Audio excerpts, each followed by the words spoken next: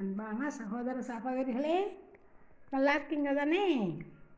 அவல் பிரியாணி எப்படி பண்ணுறது பார்க்கலாமா? இன்றைக்கி அவல் 1/4 கிலோ, உருளைக்கிழங்கு 100 கிராம், கேரட்டு 100 கிராம், பச்சை பட்டாணி 50 கிராம், அப்புறம் தக்காளி 1, தேங்காய் 1 மூடி, இஞ்சி சிறிதளவு, பட்டை சோம்பு கொஞ்சம், உப்பு தேவையான அளவு, அவ்வளோதான். பச்சை மிளகாய் 5. இதுதான் தேவையான பொருள். இது எப்படி பண்ணணும்?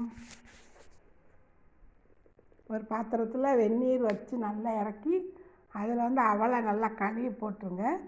உருளைக்கிழங்கு, கேரட், பட்டாணி எல்லாம் வேக வச்சுக்கோங்க. தேங்காய், இஞ்சி, பச்சை மிளகாய், பட்டை சோம்பு எல்லாமே சேர்த்து நல்லா அரைக்கணும். அப்புறம் வானலியில் எண்ணெய் ஊற்றி கடுகு, உளுந்தம்பருப்பு எல்லாமே வறுக்கணும்.